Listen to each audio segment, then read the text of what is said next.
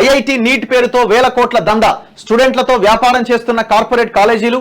Inter seat 6 లక్షల నుంచి 10 లక్షల దాకా.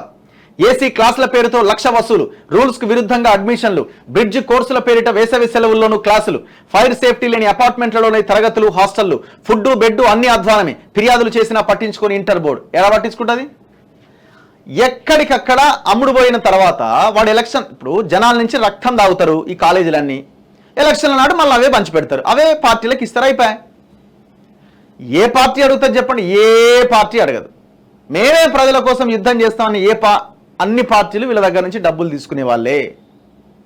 ఎవరు క్వశ్చన్ చేయరు. మా కొడుకును హైదరాబాద్లోని ఒక కార్పొరేట్ కాలేజీలో చేర్పించిన, ఫస్ట్ ఇయర్ అయిపోయింది, ఇప్పుడు సెకండ్ ఇయర్. జాయిన్ చేసేటప్పుడు అన్ని సవలతులు ఉన్నాయి, చదువు మంచిగా ఉంటుందని చెప్పిర్రు. 3 లక్షలకు పైగా ఫీజు తీసుకుంటారట. 3 లక్షలు. కానీ అక్కడ పిల్లలకు సరైన సవలతులు లేవు. ఒక్కో రూమ్లో కింద మీద బెడ్లు వేసి 20 మందిని కుక్కుతున్నారట. వాష్రూమ్ 40 మందికి ఒక్కటి ఉన్నదట. ఫుడ్ కూడా చక్కగా పెడతలేరట. ఎప్పుడు చదువు తప్ప ఆటపాటల ముచ్చటే ఉండదు. ఒకరిద్దరికి ర్యాంకులు వస్తే వాటిని పబ్లిసిటీ చేసుకొని పైసలు గుంజుతున్నారు. ఇటువంటి కాలేజీలలో ఎందుకు చేర్పించినా అని ఇప్పుడు బాధపడుతున్నా. బరపటి మారుతి గారు, శ్రీరాంపూర్ కాలనీ, మంచిర్యాల జిల్లా. చూసిరా ఇట్లా ఎంతమంది తల్లిదండ్రుల బాధ. పాపం వాళ్ళు ఏముంది, నా కొడుకు మంచి ఇదిలో ఉండాలి, అందరూ అలానే చేర్పిస్తారు కదా, అలానే చేర్పారు. గవర్నమెంట్ కాలేజీ పోతే అక్కడ టీచర్ ఉండకపోయా, లెక్చరర్ ఉండకపోయా, పుస్తకాలు ఉండకపోయా, ఇన్ఫ్రాస్ట్రక్చరే లేకపోయా. తిండి తినక ఏదో ఒకటి తిని నా కొడుకు ఫీజు మాత్రం సరైన టైం కట్టాలి, వాడు సెట్ కావాలన్నది తల్లిదండ్రులు ఆలోచిస్తారు. దీన్ని ఆసరాగా చేసుకునే ఈ కార్పొరేట్ కాలేజీలు వాళ్ళ రక్తం తాగుతాయి. రక్తమే సిరంజిలు పెట్టి గుంజుతారు. ఇట్లా మార్కెట్లో ఎక్కడా దొరకని సిరంజిలు వీళ్ళకే దొరుకుతాయి. ఇంత పెద్దగా ఉంటాయి, గుజుడేగా. దీని మీద గవర్నమెంట్స్ ఏం చేస్తున్నాయి అసలు? ఒక్క రైడ్ అయినా చేస్తారా ఒక కాలేజీ మీద? అసలు మీ కాలేజీలో కనీస వసతులు ఉన్నాయా? గ్రౌండ్ ఉందా? ఏ బిల్డింగ్లో కడుతున్నా? వాళ్ళు ఒక బిల్డింగ్ పర్మిషన్ తీసుకుంటాడు, 10 బిల్డింగ్లలో కోర్సులు నడిపిస్తూ ఉంటాడు. హాలిడేస్ ఉండవు, ఏముండవు.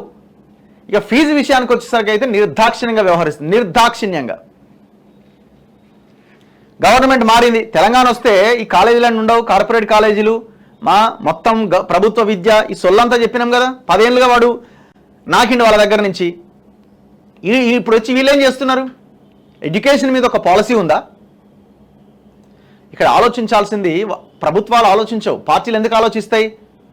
వాళ్ళు ఒకటే. ఇప్పుడు కాలేజీ నడుపుతాడు, ఇటు పార్టీలో ఉండే ఎందుకు వాళ్ళ మీద వ్యతిరేకమైన నిర్ణయాలు తీసుకుంటారు? ఇవాళ ప్రతి కాలేజ్ యాజమాన్యాలు పొలిటికల్ లీడర్లవే.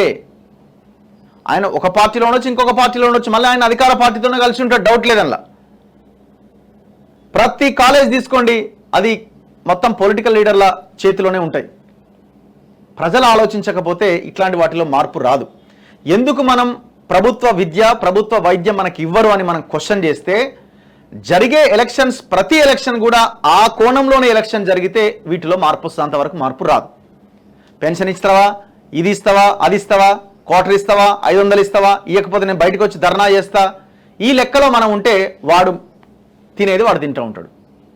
అంటే ఒక రకంగా ఏం చేస్తున్నాం మనం? మన పిల్లల మెడలకు మనమే ఊరేస్తున్నాం. సింపుల్గా చెప్పాలంటే మన పిల్లల మెడకు మనమే ఊరేస్తున్నాం. వాడిని 2000 పెన్షన్ కోసం క్వశ్చన్ చేస్తున్నామే, 5000 రైతు బంధు కోసం క్వశ్చన్ చేస్తున్నామే. మరి మన పిల్లలకి ప్రతి సంవత్సరం ఖర్చు పెట్టే లక్షల రూపాయల స్కూల్ ఫీజుల మీద ఎందుకు క్వశ్చన్ చేస్తలేం? ఇది ఎప్పుడైనా ఆలోచించినావా?